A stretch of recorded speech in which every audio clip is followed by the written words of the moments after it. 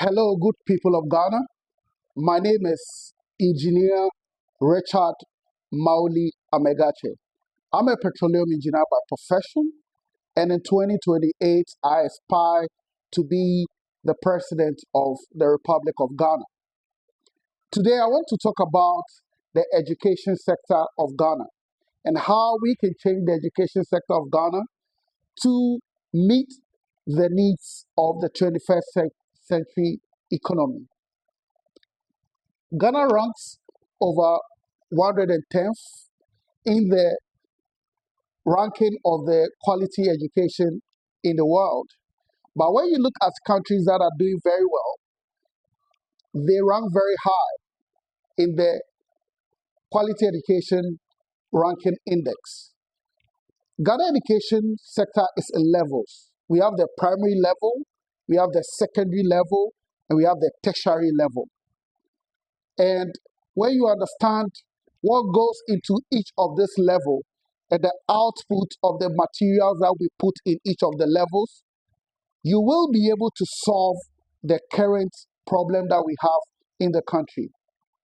At the primary level, you move from one level to another based on promotion. So we have from class 1 to class 6.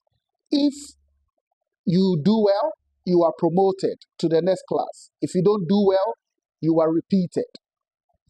From class 6, you move to JHS, junior high school, okay? And the junior high school is 3 years. It's also by promotion. If you do well, you go to the next level.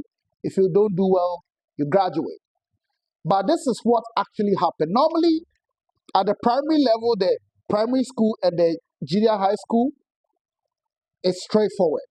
So you don't need to write any special exam to move from primary 6 to JHS 1, okay?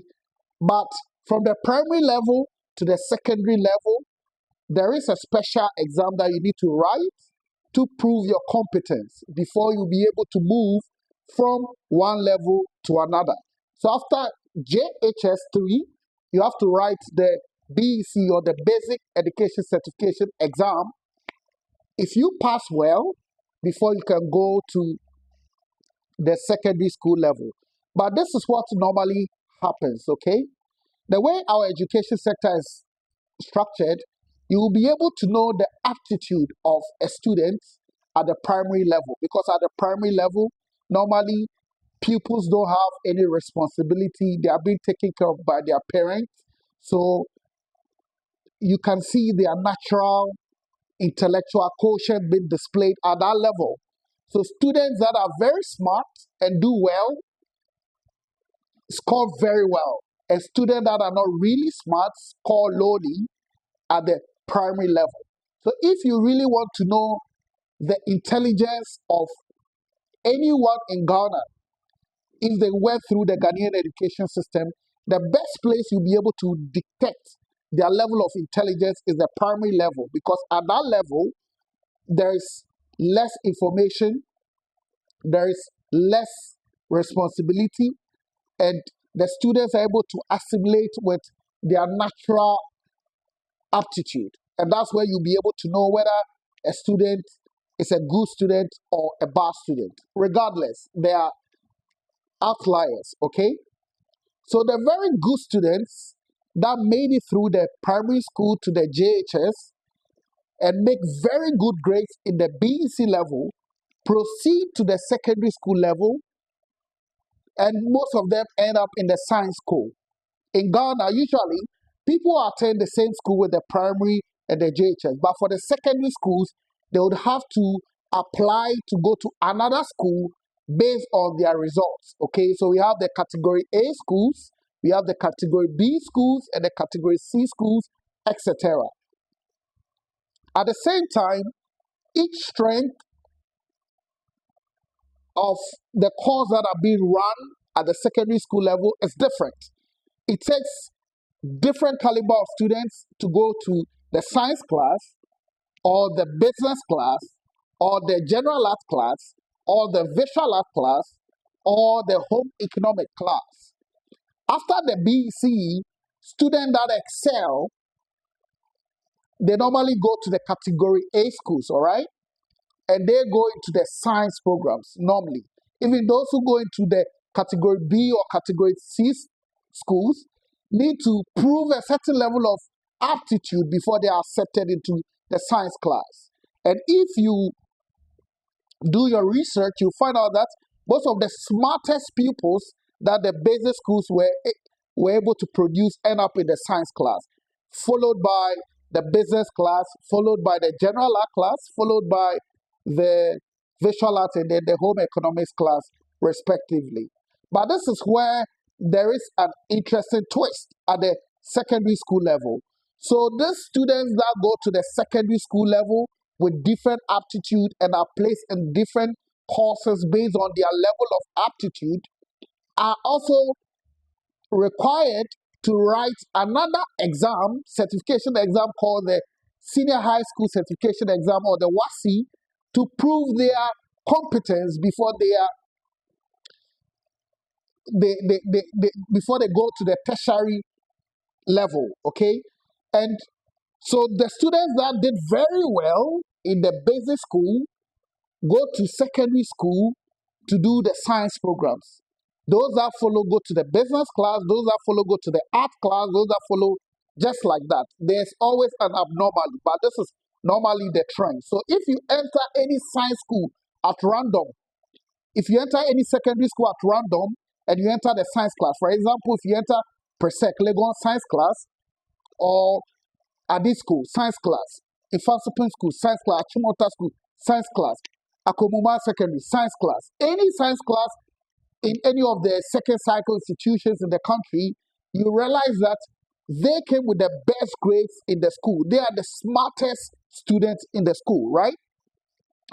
And after the WASI, those who do very well in the science class and score single digits like 06, 7 A's, 8 A's, 7, 8, 9, they end up in the top science programs like medicine, pharmacy, engineering, and what have you, okay? And those who follow go into the theoretical sciences like the physics, biology, chemistry, and all that. And those who follow go to the agriculture science and any of the health, allied science courses. You know what I mean? Right. So if you enter any university in Ghana and you enter any program, you enter any class, based on the program, you'll be able to tell the aptitude of the student automatically. Because if you enter the medical school in KNUST, for example, you'll be assured that there's nobody with a single grade in the medical school because except they are there with protocol. But most of these students are the top minds from the various secondary schools in the country. I read petroleum engineering at the university. And if you enter KNUST petroleum class, for example, you may not find anybody with a double grade. You know, these are top brains, 8 A's, 7 A's, 6 A's. You know, these are the best students from the various secondary schools that converge in the petroleum engineering class, like mechanical engineering, petrochemical engineering, electrical engineering, and what have you, and pharmacy, any of those top science programs. And then those who follow go to the theoretical sciences, those who follow go to the agriculture science, and then the allied sciences. You know, that's how the system is structured, okay?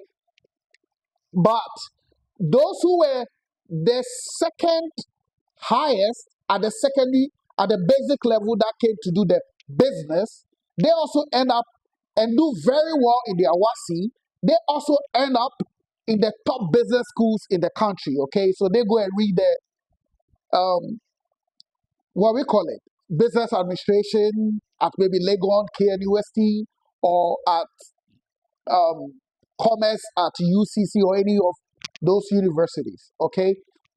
Then those who are also like the third layer at the basic level that went to do the general arts and all that, after the secondary school, the top ones among them, even though they were the third highest at the basic level, the top one among them end up in the law class, and then the next ones end up in any of the social sciences, political sciences, and then on and on and on. And some also end up in, this single um, programs like English and, I can't any of those kind languages. You get what I mean? Yeah. So if you enter any class at the university, at the secondary school, or at the JHS, you can easily tell the average score of that class. And I tell you, at the second cycle level, the science class have the highest average in terms of aptitude. You get what I mean? Followed by the business, followed by the general arts, followed by the visual arts, and then home economics. Then the best of the best from each of this average go on to the university. So the topmost science students who were the best in the country at the second cycle institution end up in the petroleum engineering class, the medical class, the top science programs, okay? And then the second best in the second cycle, like that's like the business students, the best one among them end up in the university to read the business administration, then followed, the third highest average, the general arts students. The top ones among them also end up in the law class at the university and all that. And then it goes on and on and on like that. You get it? But there's also an interesting twist right after the secondary school level. Many students that are not qualified to go to the university end up going to the polytechnics or the training colleges, the teacher training colleges, the nursing training colleges. There are some students that are equally qualified to go to the university. Maybe they may not be qualified to read the top programs in the universities, but they choose to go to the training colleges. And they become the nurses, they become the teachers that we have. So the teachers that are trained at the training colleges, they go back to teach the basic schools, the primary schools and the JHS, okay? And then those that went to the University of Educations, they come and teach the secondary school. But even them, they were not the best products from their various secondary schools. So when you examine the Ghana education sector critically, you realize that it is not the best products that end up in the classroom teaching. And it's not the best products that end up in our hospital as the nurses. And we complain about the quality of education in the country. My question is, if your best students are not the ones that end up in the classrooms, how can you complain about quality education in the country? Because people only teach what they know. Before you can be a top student in Ghana, aside your natural aptitude, you have to be disciplined, you have to be studious before you can make very good grades in the education sector here in Ghana, because it's not easy. So how come the students that are not the most disciplined, how come the students that are not the most smartest end up in our classroom, end up in our training colleges, and consequently end up in our classroom as the teachers? So we cannot complain about quality education in the country when it is not the top minds that we have that are teaching in our various schools, okay? The same way in our healthcare sector. We complain about the quality of service delivery. We complain about our nurses. They don't, we normally say that they don't deliver to expectation. But the truth of the matter is, it is not the best minds that we have in the country. It is not the most disciplined students that we have in the country that end up in the nursing training college. Usually, it is students that are not qualified to even be in the university that end up in the training college. Not all of them, some of them, okay? So how can you complain that they are not delivering efficient service when they were not the most efficient students or they were not the most disciplined students that went through our education sector? And do you know the funny thing? The most studious and disciplined students that and make it to our universities to read the topmost programs like the pharmacies, the medicines, the engineerings, they do fee paying. They pay their fees in full. They are not given any subsidy by government. They are required to feed themselves, okay? And the ones that were not able to qualify to the university that end up in the teacher training college and in the nursing training college, they are the ones that are rather given subsidies and allowances while they are schooling, even though they were not their best products from their various second cycle institutions. So this is an invented system and an irony, okay? And even after the tertiary education, all right, the brightest minds that we have, like the medical doctors, the pharmacists, the engineers, usually end up leaving the country because their condition of service in the country is bad. They are not paid well. They are not taken care of well. So when they get opportunity, they leave the country to go and work in advanced countries because of better remunerations or green pastures, okay? And we end up losing these people. So we experience a situation called brain drain, okay? But look at it critically. Even the top students that we have that end up in the engineering and all that, most of them complete school and they end up as unemployed. When you check the graduate unemployment in Ghana, engineers are one of the highest unemployed graduates in the country because our system is at the basic level. We don't have the industries. We don't have the factories that can absorb these engineers because our system is a consumer-based system, okay? We don't produce anything. So we don't even have need for engineers, even though we produce them. So most of these engineers who are the top minds that went through our education sector end up leaving the country. I experienced it.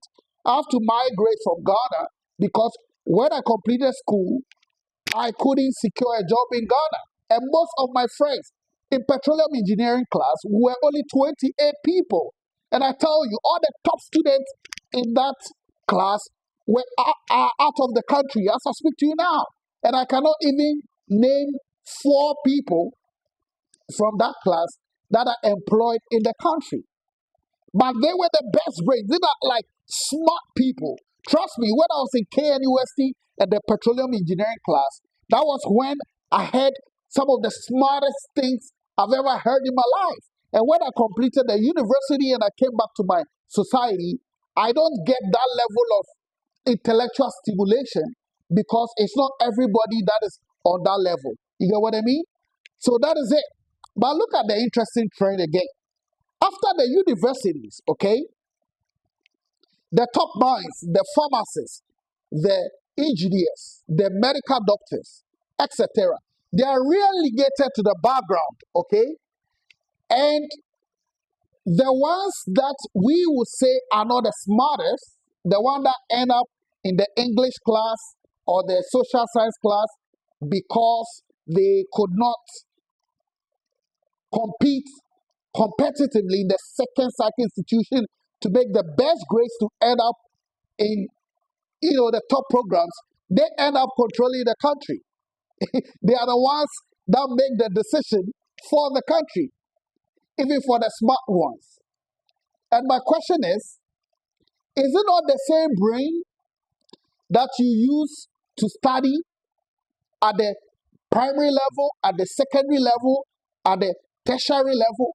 So if that brain was dysfunctional at the primary level, what makes you think that now, when you are done with the university, you can think, you can use that dysfunctional brain to make decisions for the whole country, including people that were way smarter than you when you guys were sitting in classroom at the primary level and at the secondary level.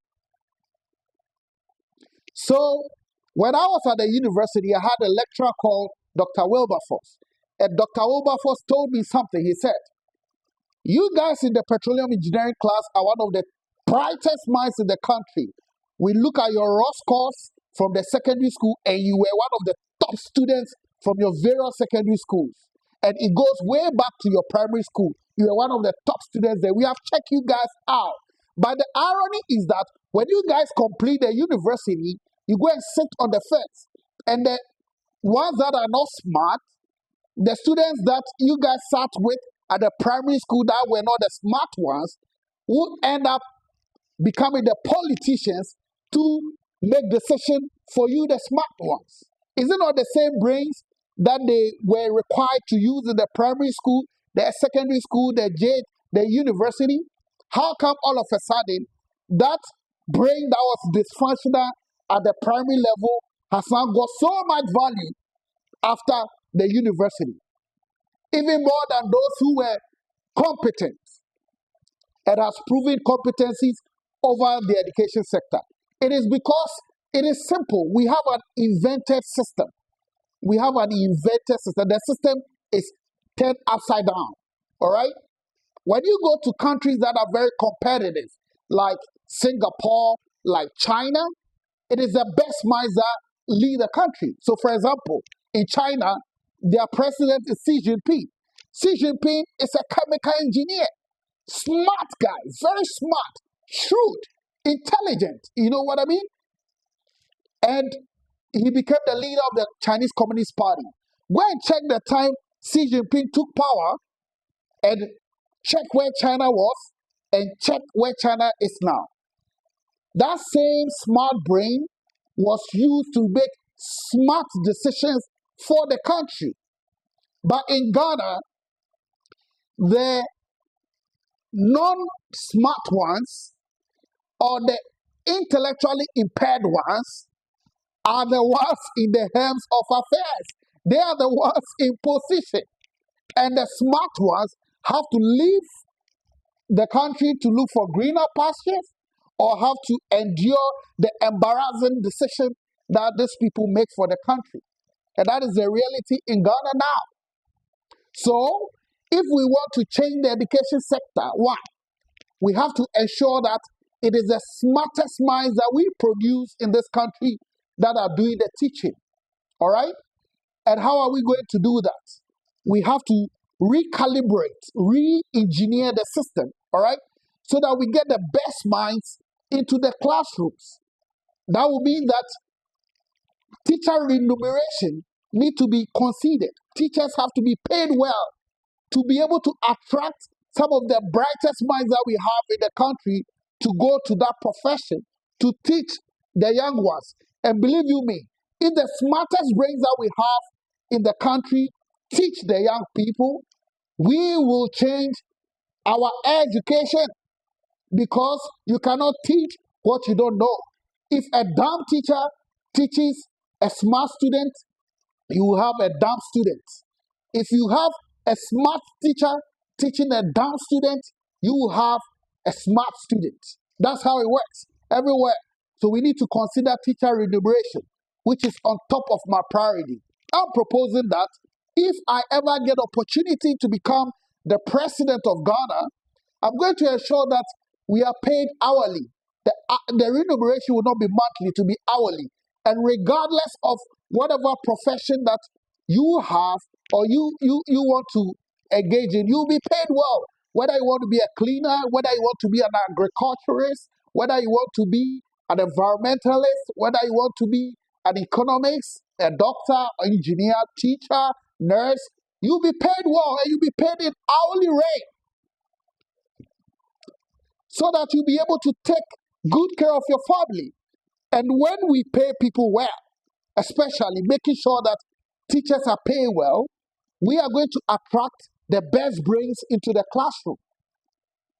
So we have to do some recalibration in the quality of products that end up as teachers in the country. We also have to do calibration of the quality of products that end up in the hospital as nurses. Believe you me, if somebody is dumb, if somebody is slow, they cannot magically become smart because they are wearing a nursing uniform. No. But if you make sure that the most disciplined students, the most competent students end up in the teacher training college, then these serious, competent, and disciplined people, when they end up in the hospital, they will be able to provide efficient service. And that's something that we have to look at critically to change our healthcare system as well. Okay? So that is Ghana education system, and the irony that it is not the smartest minds that are produced from our system that are leaded with our politicians is pathetic. Do you know one of the reasons why we are having an unmeritocratic system where people that do not have requisite skills are appointed into positions that they do not merit? It is because the appointing authority themselves do not have the merit. If you have sat in petroleum engineer class and you know what it takes to become a petroleum engineer, you will not go and appoint someone that does not have requisite engineering background to head a petroleum sector in Ghana. You will not do that. If you have sat in the medical class and you know what it takes, the aptitude that it takes to become a medical doctor, you will not appoint someone that does not have the aptitude to be a health professional to lead the health sector of your country. And that is the problem. We have people who are the dumbest or the slowest in their class or in the system becoming the people that are making the most important decision for the country. And they make bad decisions. So Ghana is engulfed in bad decisions because the people that are making the decisions for us are not the right people that are supposed to. If you go to serious countries, smart countries, example Singapore, it is a meritocratic system. They always make sure that it is only the top minds, those who are competent, are those who get into position of power to make decisions for the country. And they have designed the system in such a way that it is not because somebody is smart, when they get into position, they are going to lord it over everybody. No. They design the system in a way that everybody is okay. So those who are not smart, they even recognize that, oh, because I'm not smart, I'm not going to lobby for this position because when I get there, I will not be able to deliver. So let's give the position to the smart guys. And the smart guys also understand that, look, the fact that I'm the smartest and I'm being given the position does not mean that I should take the lion's share. I have to create the system in such a way that everybody benefits. There is equity so that everybody, no matter what they do, will be well catered for. And that way, the system takes care of everybody. And that is the way first world countries operate. So the bureaucracies are people who know what they're about, smart people. In Ghana, the bureaucracies are the dumbest. Excuse me to say, they are the dumbest. Check them out. Check them out. Look, it doesn't take much to become a lawyer in this country. And I can tell you, every engineer can become a lawyer, but not every lawyer can become an engineer. It's a fact. Most of my mates that I was in engineering class with went to law school and they were the top in the law class. Meanwhile, in the engineering class, they were not the topmost. You get what I mean? So everybody can read law, but there are certain disciplines, so everybody that can read it. You get what I mean? It takes a certain level of discipline, a certain level of mental aptitude to be in that category. And if these people are the smartest that the country have produced, why are they relegated to the background when they are done with their studies? And the ones that are not the smart ones are the ones that are put in the positions of affairs. And that is the reason why they make bad decisions for all of us. You get what I mean? There was a time I was in DR Congo, right? And I was going to make some negotiations, okay, at the government level with the DR Congo government. And China was also in the same negotiation with the DR Congo government. The Chinese government sent kids, 20-year-old, 21. These guys were just fresh from Beijing University. And they were the smartest guys. Some from the aeronautical class, some from the engineering class. They came to do the negotiation. And we have this other people from the African countries, very old people. Some of them, the, the, the, the, the finest thing about them is the clothes they are wearing or the car they are driving. But they don't have the mental aptitude. And if you see how these Chinese kids were beating these African leaders down in negotiation because of the mental firepower that they come with, it was surprising. You get what I mean? So for any country to transition from a third world country to a first world country, you need to establish a meritocratic system where the best of the best brains is what lead the country and the people that are put in positions to make decisions for the country. However, you'd also have to model the system in a way that even those who are not as smart as those who are making the decision are well catered for so that there's equity. So I'm saying that if I get opportunity to become the president of Ghana, I will even establish an unemployment fund so that people that are not able to get a job immediately after school will be paid some money whilst they are awaiting to get a job.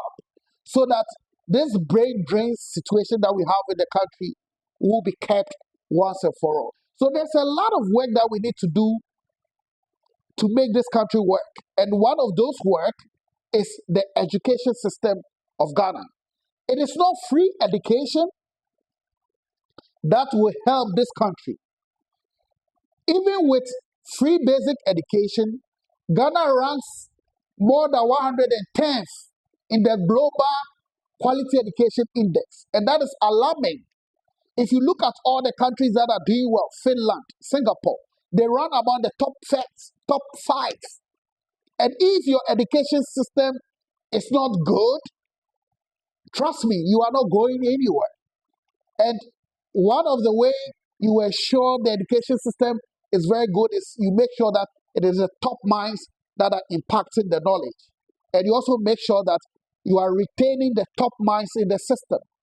You will not produce these top minds and leave them and they have to, leave the country to go and look for greener pastures. Let me give you one example, right?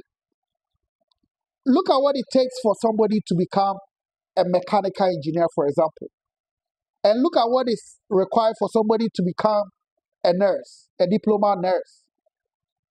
You can go and read your BEC, you can get grade 25, go and do home economics secondary school, get grade 25 again, and go to nursing training college and become a nurse. And right from the nursing school, you are being paid. Even whilst you are at the nursing school, you are being given allowance. But the guy that got 10 ones, BEC, who ended up in the science class and got 10 A's, who ended up in the mechanical engineering class, will graduate and become unemployed and be home and be earning 0 Ghana cedis a month. How does this make sense? Which system does not reward merits and progresses? And that is the problem of Ghana. We reward the wrong people. The system gives incentive to the wrong people. And the right people who have the merit are relegated. And we have to change that. So please support me to be your next president.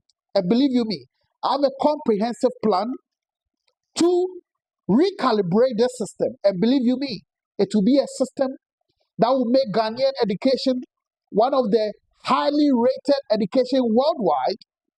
And Ghanaian teachers are going to be one of the most brilliant teachers worldwide. And in a matter of a short time, we will be able to change the system and make it a competitive system that is going to compete with any first world country. And that is my vision, to change this country from a third world country to a first world country. Thank you very much for your time.